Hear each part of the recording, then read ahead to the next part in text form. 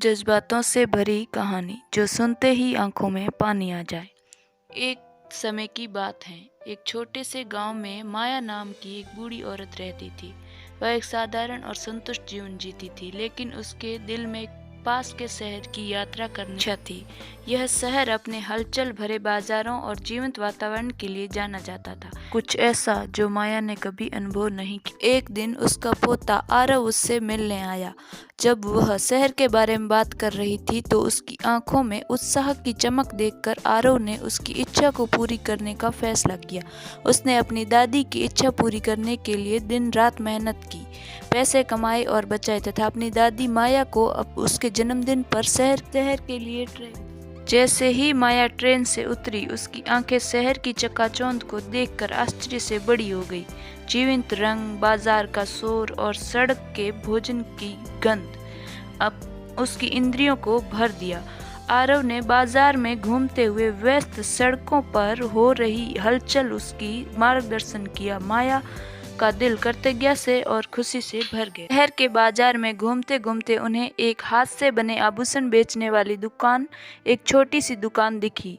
उस दुकान में माया की नजर एक दिल के आकार के पेंडेंट वाले एक नाजुक हार पर पड़ी। वह हार खरीदना चाहती थी, मगर बोलने से झिझक रही थी, क्योंकि वह आरव पर अधिक खर्चों का बोझ नहीं डालना चाहती थी। आरव ने अपनी दादी को उस हार के लिए मन ही मन खुश होते देखा और वह उनके दिल की बात को भी अच्छे से समझ गया था।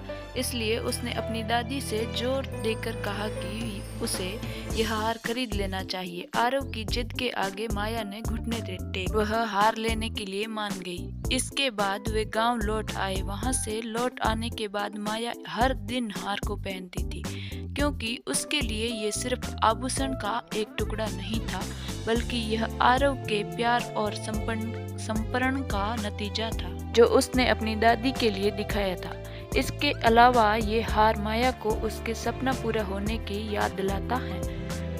कई साल बीत गए और अब माया उम्र के साथ बूढ़ी हो चुकी थी और उम्र के लगभग आखिरी पड़ाव पर ही पहुंच गई थी। एक दिन आरव ने माया को पेड़ के नीचे बैठे विचार में खोया हुआ पाया।